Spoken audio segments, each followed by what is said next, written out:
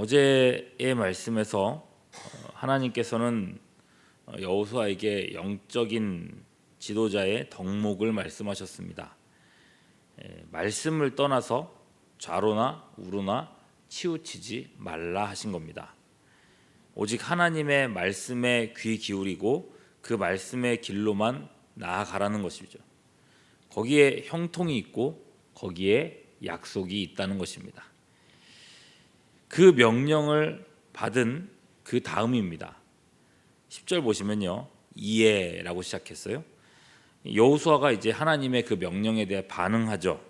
여호수아가 그 백성의 관리들에게 명령하여 이르되, 11절, 진중에 두루 다니며 그 백성에게 명령하여 이르기를 양식을 준비하라.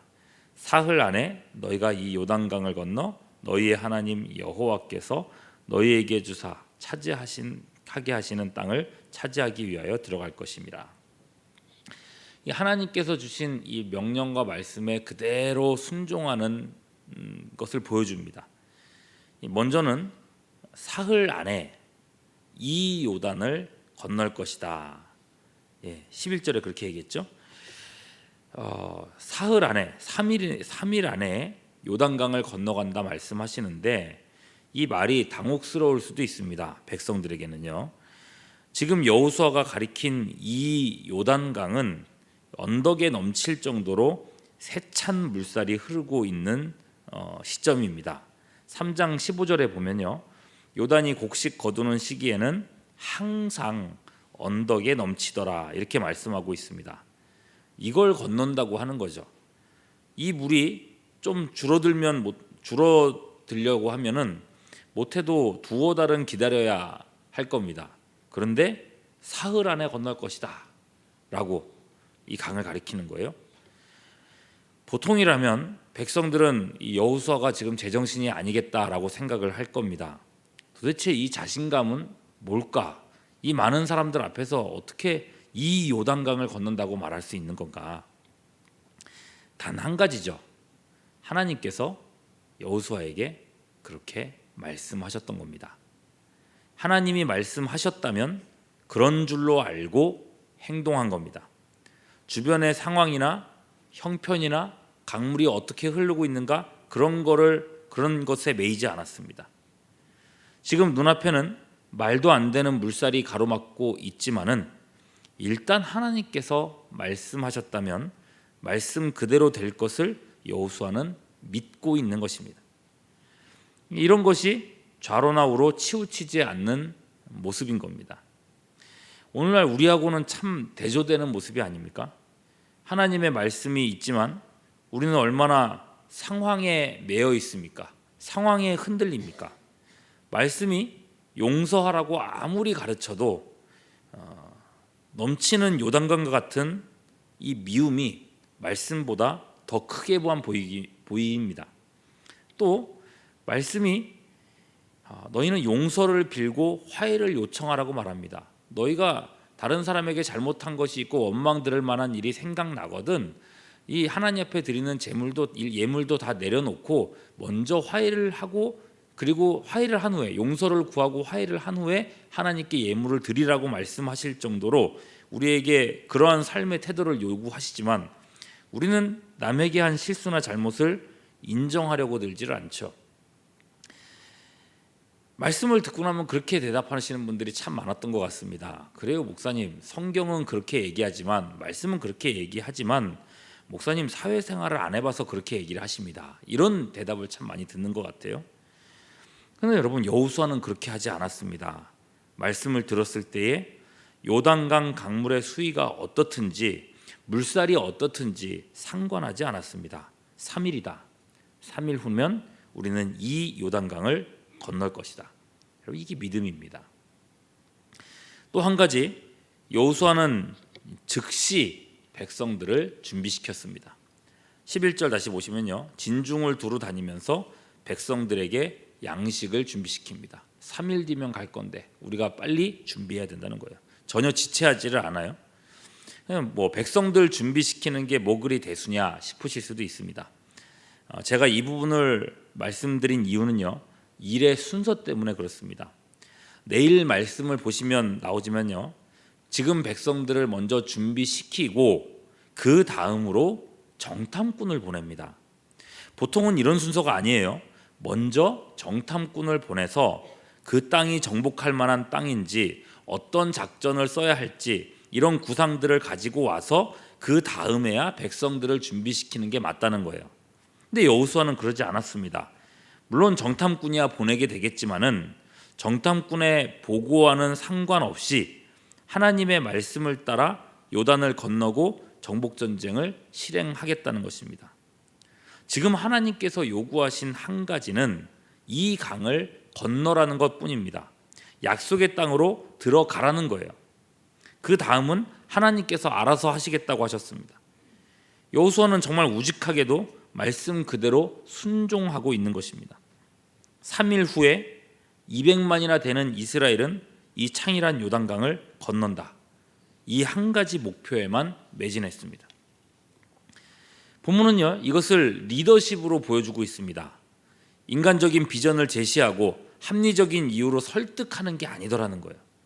하나님의 말씀대로 순종하는 것, 우로나 좌로나 치우치지 않는 것, 그렇게 행동하다 보면 하나님은 사람들의 마음을 움직이신다는 겁니다.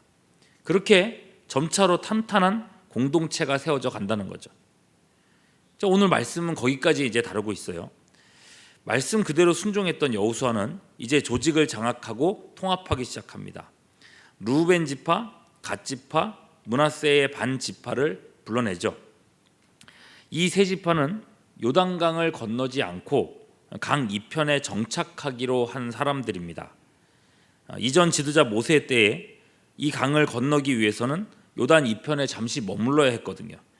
그 땅의 주인이었던 바산 왕 옥이 이스라엘을 대적하고 전쟁을 하러 나오게 된 겁니다. 그래서 어쩔 수 없이 그들과 싸웠고 그들을 멸절하게 됐죠.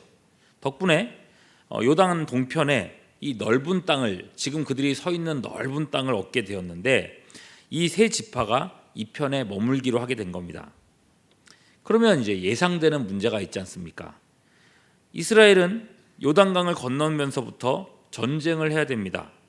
근데 이 세 개나 되는 지파가 나는 이미 땅을 차지해 뒀으니 더 싸울 필요가 없다, 이런 생각을 하고 뒤로 물러나 있으면 이게 얼마나 힘 빠지는 일입니까? 그래서 이 세 지파를 부른 거예요. 무슨 말을 하고 싶겠습니까? 너희들 땅 문제가 이미 해결됐다고 정복 전쟁에 소홀하거나 뒤로 물러나 있으면 안 된다는 얘기를 하려는 거예요. 14절이죠. 너희의 처자와 가축은 모세가 너희에게 준 요단 이쪽 땅에 머무르려니와 너희 모든 용사들은 무장하고 너희 형제보다 앞서 건너가서 그들을 도와라. 뒤로 물러서 있지 마라, 소극적으로 하지 마라, 이 정도가 아니에요. 너희 형제보다 앞서서 그들을 도우라고 말합니다. 그래서 이 다른 형제들이 이미 땅을 얻은 사람이라는 인식 자체를 못하게 하라는 거예요. 그도 그럴게요. 조금이라도 머뭇거리거나 소극적인 모습을 보이게 되면 다른 지파 사람들은 즉시 어떻게 반응하겠습니까? 아, 그래, 땅 얻었으니까 이제 안 하는구나, 저런 태도구나, 이런 생각을 할 거 아니에요. 그 공동체의 균열이 일어나는 겁니다. 그럼 하나님의 전쟁을 수행할 수 없게 되겠죠. 하나님의 안식은 함께 누려야 할 복입니다. 이 안식을 모두가 함께 하기까지 요단 동편의 세 지파는 자신의 최선을 다해야 합니다. 이 여호수아의 요구에 세 지파 사람들이 어떻게 대답을 하는가? 16절이에요. 그들이 여호수아에게 대답하여 이르되 당신이 우리에게 명령하신 것은 우리가 다 행할 것이요 당신이 우리를 보내시는 곳에는 우리가 가리이다.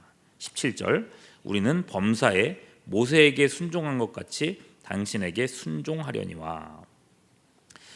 그들 역시도 모세를 따랐던 것처럼 여호수아를 따르겠다고 맹세를 합니다. 왜 그런가? 물론 하나님께서 모세의 권위를 여호수아에게 주셨기 때문에도 그렇습니다. 백성들은 하나님이 세우신 권위를 인정하고 따르고 있습니다. 근데 여러분, 더 중요한 게 있어요. 18절 보시면요, 누구든지 당신의 명령을 거역하며 당신의 말씀을 순종하지 아니하는 자는 죽임을 당하리니. 그리고 그 다음이 중요해요. 오직 강하고 담대하소서. 여러분, 강하고 담대하라 하는 이 표현이요, 어떤 상황에 나오는 말이었습니까? 말씀을 지켜 행하라 할 때에 쓰이는 표현입니다. 어제 말씀 7절에 보면요, 오직 강하고 극히 담대하여 나의 종 모세가 내게 명령한 그 율법을 다 지켜 행하라, 하나님께서 말씀하셨거든요. 세계 지파의 이 군인들이 이스라엘의 지도자 여호수아에게 요구하는 것은 한 가지입니다. 그들이 하나님이 세우신 지도자를 믿고 따를 수 있도록 하나님의 말씀을 지켜 행해 달라고 하는 것입니다. 지금 하고 있는 것처럼 3일 뒤에 이 창이란 요단강을 건너겠다 했던 것처럼, 정탐꾼을 보내기도 전에 요단 건널 준비를 마치게 했던 것처럼 지금처럼만 하나님의 말씀에 집중해 달라는 것입니다. 그러면 우리 생명을 당신께는 맡겨드릴 수 있겠다는 거예요. 여러분, 여호수아가 하나님의 말씀에 집중하고 하나님의 말씀을 우선에 놓고 행동하고 있으니 백성들은 안심하고 지도자를 따를 수 있었습니다. 이런 모습이야말로 모세에게서 보았던 지도자의 모습이었던 겁니다. 여러분, 하나님의 공동체는 오직 말씀 위에서만 든든하게 설 수 있습니다. 마태복음 7장 24절 25절, 그러므로 누구든지 나의 이 말을 듣고 행하는 자는 그 집을 반석 위에 지은 지혜로운 산 같으니 비가 내리고 창수가 나고 바람이 불어 그 집에 부딪히되 무너지지 아니하니 이는 주추를 반석 위에 놓은 까닭이요. 오직 말씀만이 교회의 주춧돌이 될 수 있는 것입니다. 그래서 사도 요한은 사랑하는 제자 디모데에게 이렇게 조언합니다. 디모데후서 4장 2절, 너는 말씀을 전파하라. 때를 얻든지 못 얻든지 항상 힘쓰라. 범사에 오래 참음과 가르침으로 경책하며 경계하며 권하라. 여러분, 이 말씀은 전도하라는 얘기로도 될 수 있지만은 이 말씀의 더 중요한 의미는 설교하라는 것입니다. 때를 얻든지 못 얻든지 목회자는 말씀 전하는 일을 위해 힘써야 되고 말씀에 집중해야 된다는 얘기입니다. 그러니까 바울의 제자 이 디모데가 받은 명령과 모세의 후계자 여호수아가 받은 명령 결국 똑같은 겁니다. 하나님의 말씀에 집중하라는 거예요. 왜 그렇습니까? 오직 말씀만이, 성경만이 교회를 세우고 교회를 하나 되게 하고 교회를 이끌어가는 토대이기 때문에 그렇습니다. 여러분, 목회자가 말씀에서 흔들리지 않으면 교회는 든든하게 설 수 있습니다. 그리고 교회의 구성원인 성도가 하나님의 말씀을 따라 살아가면 교회는 하나님께서 원하시는 대로 세상을 정복하고 다스리는 본연의 임무를 완수할 수 있습니다. 결국 말씀입니다. 오늘도 내일도 계속해서 이 강단을 위해서, 강단에서 선포되는 그리고 강단에서 말씀 전하는 사역자들을 위해서 기도해 주실 수 있기를 바랍니다. 누가 이 자리에 서든지 하나님의 말씀이 바르게 선포되게 해달라고 계속해서 기도해 주시기를 바랍니다. 그리고 여러분 자신이 말씀의 사람이 되실 수 있기를 바랍니다. 읽고 또 읽고 연구하면서 그리고 그 말씀 그대로 순종하려고 애쓰고 노력하면서 말씀의 능력을 체험하는 우리 모두가 될 수 있기를 주님의 이름으로 축원합니다. 기도하겠습니다. 오늘도 여호수아를 통해 주님의 음성 듣게 하시니 감사합니다.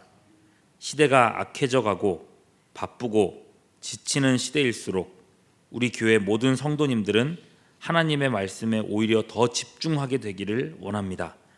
말씀의 권능 아래에서 세상을 이기게 되기를 원합니다. 우리 교회를 다시 한번 붙들어 주사 강단이 살아나며 성도의 삶이 말씀으로 새로워지는 이 말씀의 부흥이 일어나게 하여 주시옵소서. 오늘 하루의 삶 가운데에도 하나님의 은혜가 충만하기를 간구하옵고 우리 구주 예수 그리스도의 이름으로 기도하옵나이다. 아멘. 지금은 우리 구주 예수 그리스도의 크신 은혜와 거룩하신 하나님 아버지의 극진하신 사랑하심과 성령님의 교통하심이 함께 예배드린 모든 주의 권속들 위에 이제로부터 영원토록 함께 하시옵기를 간절히 축원하옵나이다. 아멘.